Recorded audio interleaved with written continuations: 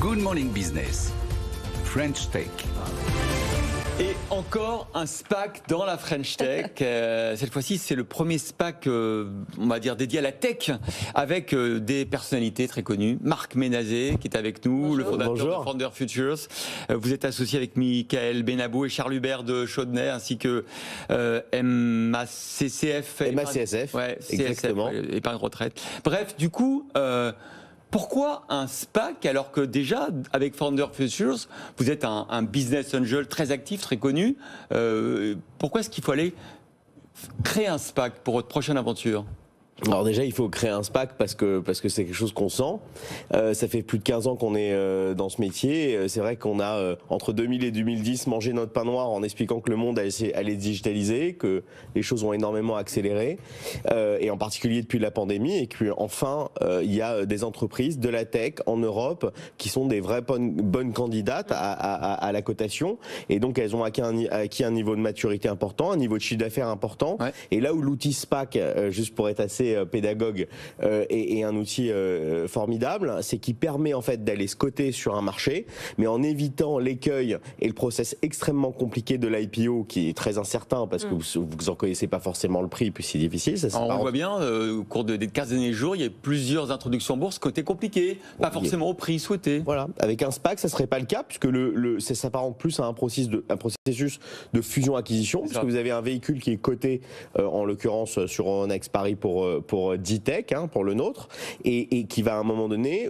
quand on va trouver notre cible, fusionner et ensuite ouvrir un nouveau chapitre de création de valeur pour la société. Mais c'est ça le point, c'est qu'il faut bien trouver sa cible effectivement, parce que le SPAC, sur le principe, ça marche sur le nom des fondateurs principalement, mais ça marche pas toujours. Aux États-Unis, ça capote un peu en ce moment. Alors aux États-Unis, ça capote pas pour l'instant, et on est très très loin du marché américain. On est dans un marché 30% quand même par rapport à. Voilà, on est dans un marché beaucoup plus responsable en Europe, qui d'ailleurs s'apparente beaucoup plus au marché américain d'il y a 18-24 mois, avec des fondateurs tant institutionnels qu'entrepreneurs qui en fait interviennent dans leur métier, dans ce qu'ils font depuis longtemps. Et puis comme c'est le cas souvent aux États-Unis, il y a l'euphorie collective qui s'empare d'un outil et d'une façon de faire. Et puis voilà, on se retrouve avec 400 SPAC sur la route. C'est pas du tout le cas en Europe. En France, vous voyez, vous en avez 3 qui sont cotés. Vous aviez Media One, 2MX sur l'organique, sur le bio, et Accor qui a fait un corporate SPAC. Donc vous voyez, c'est encore le début, avec des gens qui incarnent extrêmement bien les choses, qui ont un vrai savoir-faire. C'est ça.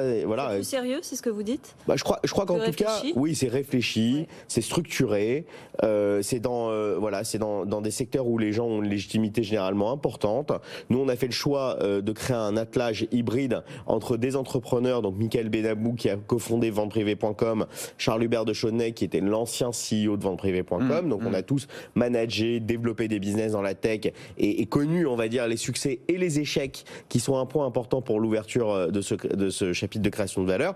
Et ensuite 2 institutionnels financiers qui sont MACSF, qui est un acteur historique du capital investissement, qui est la mutuelle des professions de santé, et IDI, qui est une société listée et cotée à Paris d'investissement. Mais Marc, on vous connaît, vous avez notamment participé au succès de Kelkoo, Nextedia, Main Square, Teads, Tiller System.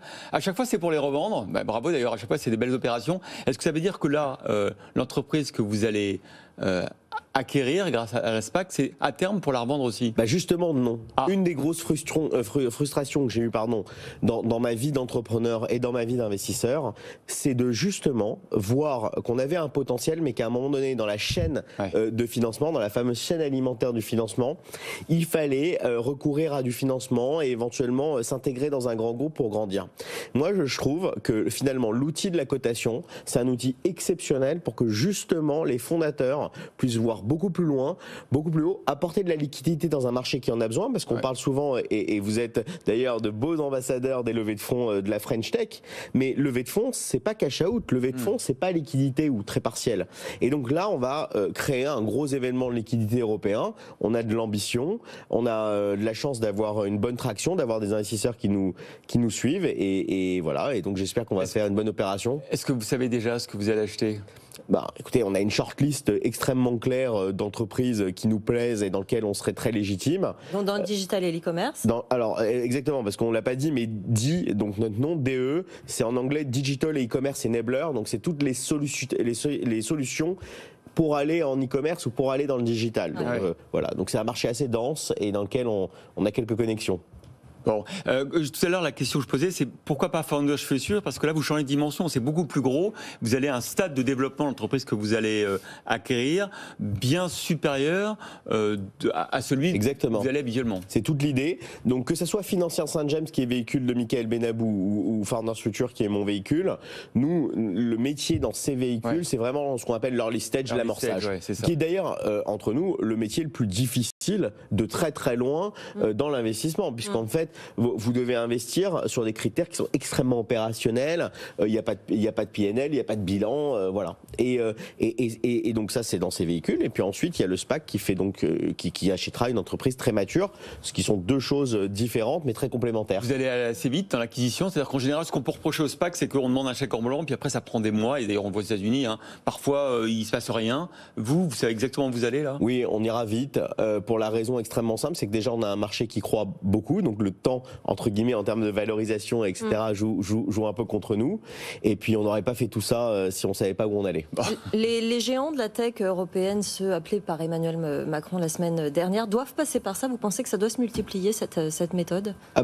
Que ce soit l'IPO en direct ou que ce soit la cotation à travers un SPAC, ça doit se multiplier pour la raison que je vous citais précédemment, qui est la fameuse chaîne alimentaire, où on a une croissance extraordinaire des gros tours de financement que vous voyez, avec souvent d'ailleurs des acteurs anglo-saxons qui viennent. Tout ça, c'est nouveau. Quand vous entendez les tours de financement de centaines de millions d'euros, l'étape d'après, c'est de rendre de l'argent aux investisseurs et de la liquidité. Et je crois qu'on va pas avoir le choix. En tout cas, vous levez entre 150 et 195 millions d'euros, si l'exercice intégral de la cause d'extension. Vous reviendrez pour nous annoncer votre avec plaisir. Vous pouvez nous donner un nom. Avec plaisir. Marc Ménazé, directeur général de DITEC, donc le nouveau SPAC de la place de Paris. Merci d'avoir été avec nous. Merci à vous deux.